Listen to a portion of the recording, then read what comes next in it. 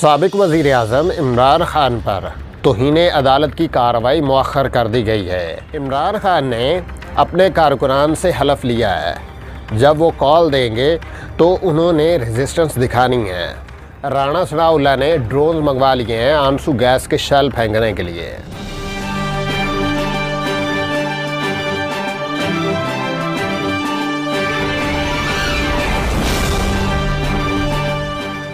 अस्सलाम वालेकुम, मैं हूं मोहम्मद ज़िशान और आप मेरा फ़ेसबुक और यूट्यूब चैनल देख रहे हैं। इमरान ख़ान पे फ़र्द जुर्म आयद करने की कार्रवाई मौख़र हो गई है। जो दानश्वर, जो सहाफ़ी, जो वेले कालम निगार और मुस्लिम लीग नून का मीडिया सेल जो भी ये उम्मीद लगाए बैठे था कि इमरान ख़ान नाअहल हो जाएंगे, आज उनके ख़िलाफ़ कार्रवाई हो जाएगी और आइंदा वो इलेक्शन नहीं लड़ सकेंगे, उन्होंने अपने सरों पे घटा डाल लिया है, पानी डाल लिया है, गरम तवे पे बैठ गए हैं और इस तरह की और चीखो पुकार की आवाज़ें उनके हल्का अहबाब से आ रही हैं, जाती उमरा से आ रही हैं और वज़ीर आज़म हाउस से आ रही हैं। तो इस तरह की इस वक्त सूरत हाल बनी हुई है। इमरान ख़ान अदालत में पेश हुए और वो अदालत में पेश हो के उन्होंने अपनी वज़ाहत दी। जब हामिद ख़ान उनके वकील बात करना चाह रहे थे तो जज साहब ने कहा कि वकील साहब आप बैठ जाएं, आज हम फ़र्द जुर्म आयद करेंगे। इमरान ख़ान साहब ने उन्होंने अदालत से कहा, जज साहब से कहा कि इमरान ख़ान साहब कुछ बात करना चाहते हैं। गुज़िश्ता समाअत पे इमरान ख़ान साहब कुछ बात करना चाह रहे थे लेकिन उनको इजाज़त नहीं देगी। फिर अदालत की तरफ से उनको रोस्टम पर आने की इजाज़त दी गई। इमरान ख़ान साहब ने कहा कि जज साहब, मेरा ऐसा कोई मकसद नहीं था, ना मैंने इस कॉन्टेक्स्ट में बात की थी। अगर आप चाहते हैं कि मैं ख़ातून जज साहब के सामने पेश होके माफ़ी मांग लूँ तो मैं वो भी करने को तैयार हूँ। तो अदालत ने उस पे कहा कि ये आपका अपना ज़ाती मामला है, अगर आप पेश होके अगर आप उनके सामने जाके माफ़ी मांगना चाहते हैं तो आपका अपना ज़ाती मामला है। इमरान ख़ान साहब ने अदालत से माफ़ी मांग ली और अदालत से माफ़ी मांगने के साथ साथ उन्होंने कहा कि आइंदा ना करने का और इस तरह की बात ना करने का उन्होंने यकीन दिलाया। उस पर अदालत ने कहा कि आप एक हलफनामा जमा करवा दें, 28 सितंबर तक हलफनामा जमा करवा दें। उस पर वकील साहब ने कहा कि क्या ज़ुबानी कलामी ये मामला हो सकता है। अदालत ने कहा कि नहीं, 28 सितंबर तक आपको ये अदालत में जमा करवाना होगा और 3 अक्टूबर तक ये कार्रवाई मौख़र कर दी गई है। अब 3 अक्टूबर तक, और बज़ाहिर ये लग रहा है कि एक्सेप्ट हो चुकी है इमरान ख़ान की जो मुआफ़ी है वो एक्सेप्ट हो चुकी है। और दूसरी तरफ आप देखें कि नून लीग का जो मीडिया सेल है जिसको मरीम नवाज़ ऑपरेट करती हैं, उन्होंने जजेस के ख़िलाफ़ और मुअज़्ज़ज़ अदलिया के ख़िलाफ़ मुख्तलिफ़ कैंपेन्स करना शुरू कर दी हैं। इमरान ख़ान के ख़िलाफ़ उन्होंने कैंपेन्स करना शुरू कर दी हैं, उनको लाडला कहना शुरू कर दिया है। अब आप देखें कि इस वक्त मुस्लिम लीग नून का जो मीडिया सेल है जिसको मरीम नवाज़ फॉलो करती हैं और जिनको लीड करती हैं, वो उन्होंने मुअज़्ज़ज़ अदलिया पे हमले शुरू कर दिए हैं। मुअज़्ज़ज़ अदलिया के ख़िलाफ़ उन्होंने मुख्तलिफ़ कैंपेन्स लॉन्च कर दी हैं और वो उनको मतनाज़ा बना रहे हैं।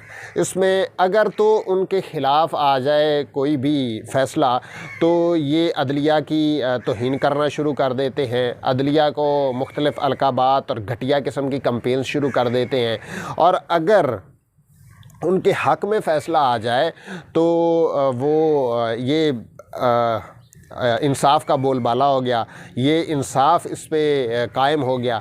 ये दोहरा मायार नहीं होना चाहिए। सवाल आप ज़रूर पूछें, सवाल पूछने चाहिए। यानी कि उस रात 9 और 10 अप्रैल की रात को अदालतें क्यों खुली, वो सवाल होना चाहिए। ये सवाल होना चाहिए कि इदारे क्यों मुतहर्रिक हुए, उस रात को क्या ज़रूरत पेश आई, ये सवाल होना चाहिए। उसके अलावा ये भी सवाल होना चाहिए कि उस रात किसने और क्या किरदार अदा किया, ये भी सवाल होना चाहिए। लेकिन सिर्फ तमीज़ के दायरे में होना चाहिए, बदतमीज़ी नहीं करनी चाहिए। मुस्लिम लीग नून के मीडिया सेल ने जजेस के साथ बदतमीज़ी की है, मुअज़्ज़ज़ अदलिया की तौहीन की है और उनके ख़िलाफ़ मुख्तलिफ़ कैंपेन्स लॉन्च की हैं। अब ये सूरत हाल इस वक्त है और ये भी आवाज़ें आ रही हैं कि जो जाती उमरा है वहाँ से भी चीखो पुकार की आवाज़ आ रही है, बिलावल हाउस से भी चीखो पुकार की आवाज़ आ रही है और वज़ीर आज़म हाउस से भी चीखो पुकार की आवाज़ आ रही है।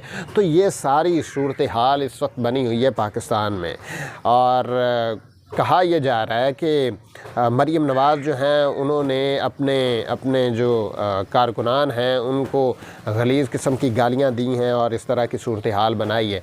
तो ये इस वक्त मीडिया सेल मुस्लिम लीग नून का हमारे अदलिया के ख़िलाफ़ और मुअज़्ज़ज़ जजेस साहबान के ख़िलाफ़ और फ़ौज के ख़िलाफ़ ये सारी कैंपेन्स लॉन्च कर रहा है। दूसरी तरफ ये सूरत हाल है कि अगर इमरान ख़ान जो है वो लॉन्ग मार्च की कॉल देते हैं, कल उन्होंने लॉन्ग मार्च की कॉल देनी है और उन्होंने उस हवाले से अपने कारकुनान से इस्लामाबाद में हलफ लिया है।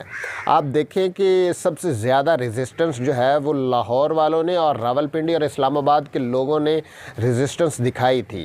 इमरान ख़ान के जो 25 मई वाला वाक़या था, जो 25 मई वाला लॉन्ग मार्च था, उसमें हम्माद अज़हर की क़ियादत में एक बड़ा रेजिस्टेंस देखने में आया था और दूसरा इस्लामाबाद और पिंडी का जो मेन पॉइंट है वहाँ पे बड़ी रेजिस्टेंस सामने आई थी।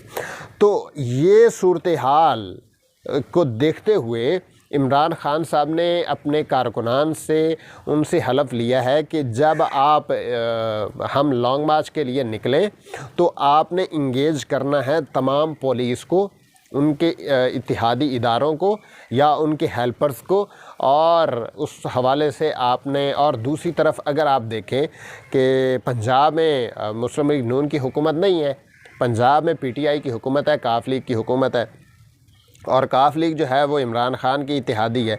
तो पंजाब से तो किसी किस्म की कोई सूरत हाल या कोई मुश्किल नहीं पेश आएगी क्योंकि रास्ते में ना कोई कंटेनर होगा, ना कोई उन्होंने पुल बनाए होंगे, ना और किस्म की कोई सूरत हाल होगी। और केपी के वैसा ही इमरान ख़ान का गढ़ समझा जाता है और वहाँ से एक बड़ी तादाद में लोग आते हैं, लोग शामिल होते हैं इस लॉन्ग मार्च में, तो वहाँ से भी कोई रुकावट नहीं आएगी। दूसरी तरफ से जो गिलगित बल्तिस्तान वाला इलाका है वहाँ से भी लोग आएंगे और आज़ाद कश्मीर से भी लोग आएंगे। जब चारों तरफ से लोग इस्लामाबाद की तरफ आ जाएंगे और इस्लामाबाद को लॉकडाउन कर देंगे तो इस इम्पोर्टेड कंपनी को भागने की जगह नहीं मिलेगी।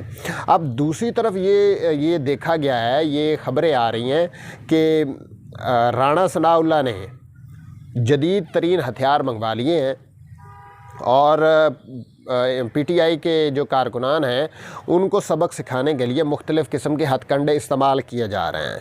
एक तो ये कि ड्रोन्स मंगवाए गए हैं, जिस तरह के ड्रोन्स इसराइली फ़ौज फ़लस्तीनियों पर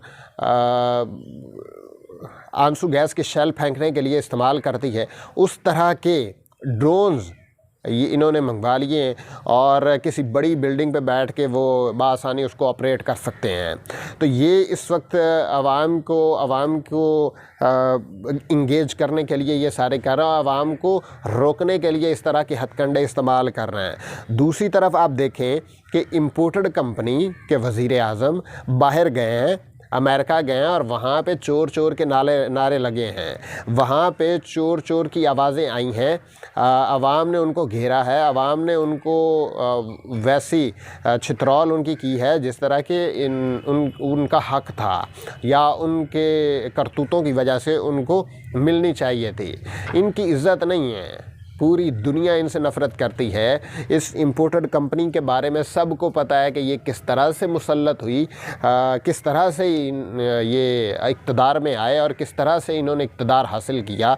एक अच्छी भली चलती हुकूमत को 9 और 10 अप्रैल की रात को 12 बजे आधी रात को उन्होंने निकाला और ख़ुद आकर मुसल्लत हो गए, ख़ुद बैठ गए। अब ये सूरत हाल है कि इनसे ना तो मईशत संभल रही है, ना इनसे डॉलर कंट्रोल हो रहा है, ना इनसे आवाम को रिलीफ़ दिया जा रहा है, ना इनसे कुछ और हो रहा है कि आवाम को बेहतर मुस्तकबिल देने के लिए ये कुछ कर सकें।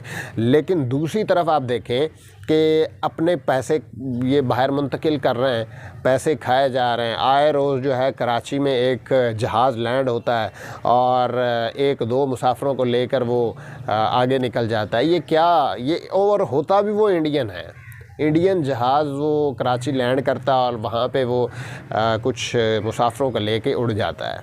अब ये सूरत हाल पाकिस्तानियों को समझ आती है ना। पाकिस्तानी इतने बेवकूफ़ नहीं हैं। वो पाकिस्तानी जो पूरी दुनिया में पहचाने जाते हैं, पूरी दुनिया में जाने जाते हैं, वो इस वक्त ये सारी सूरत हाल देख रहे हैं। दूसरी तरफ इमरान ख़ान के साथ एक जम्मे गफ़ीर जमा हो गया है और आइंदा आने वाले इलेक्शंस में 2 से 3 तिहाई तर अक्सरियत इमरान ख़ान को मिलने जा रही है। दूसरी तरफ एक और ख़बर भी है कि ताकतवर हलकों की और कुछ साबिक जनरल्स और साबिक जजेस की इमरान ख़ान से रवाबित बने हैं। रवाबित की कोशिश की गई है और मामलात को सेटल करने की कोशिश की गई है।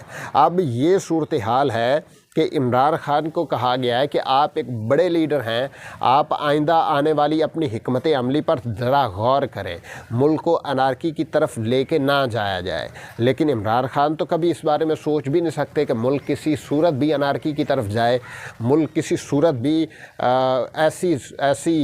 ऐसे दोहराए पे जाके आए जहाँ पे पाकिस्तान को नुकसान हो, आवाम को नुकसान हो। 2014 वाला धरना आपको याद होगा, जब इमरान ख़ान ने 126 दिन धरना दिया था और ये सारे घुटनों के बल आ गए थे। लेकिन उसके बावजूद ये इमरान ख़ान को किसी सूरत भी कामयाब नहीं कर पाए हैं। ये इमरान कामयाब नहीं होने दिया इन्होंने। उसमें कुछ ताकतवर हलकों का हाथ था, कुछ अदलिया का हाथ था और इस तरह से ये इन्होंने सूरत हाल बनाई थी। पाकिस्तान की आवाम, पाकिस्तान के लोग इस वक्त पाकिस्तान हैं, पाकिस्तान के मालिक पाकिस्तान के लोग हैं और पाकिस्तान के शहरी पाकिस्तान के मालिक हैं। अब अगर आप देखें कि जो सूरत हाल इन्होंने मुख्तलिफ़ ममालिक के सरबराहान के साथ बनाई है, जिस तरह से इम्पोर्टेड वज़ीर आज़म उनके साथ मिल रहे हैं और वो भी समझते हैं, वो सब जानते हैं कि ये किस तरह से आए हैं, किस तरह से इन्होंने हमारे ऊपर, ये अवाम के ऊपर मुसल्लत हुए हैं और ये भिखारी लोग हैं। इनको ना सऊदी अरब मुँह लगा रहा है, ना इनको तुर्की मुँह लगा रहा है, ना इनको UAE मुँह लगा रहा है। इवन के अमेरिका भी इनको उस तरह से ट्रीट नहीं कर रहा जिस तरह से करना चाहिए, क्योंकि अमेरिका की ईमा पे, अमेरिका के कहने पे ये सारा ऑपरेशन किया गया था और ऑपरेशन शुरू हुआ था अफ़गानिस्तान की सूरत हाल पे जब अड्डे मांगे गए थे। उसके बाद से ये सारी सूरत हाल पैदा हो गई थी। अब देखते हैं कि आइंदा आने वाला वक्त क्या होगा, किस तरह की सूरत हाल बनेगी, कौन इसमें अपना क्या किरदार अदा करेगा, ये सूरत हाल किस तरफ जाएगी और इमरान ख़ान जो है वो इस्लामाबाद पहुंचेंगे और उनकी हिकमत अमली क्या होगी। ये सारी सूरत हाल आपको आइंदा आने वाली मज़ीद वीडियोज़ में बताते रहेंगे। तब तक के लिए खुदा हाफ़िज़। पाकिस्तान पाइंदाबाद।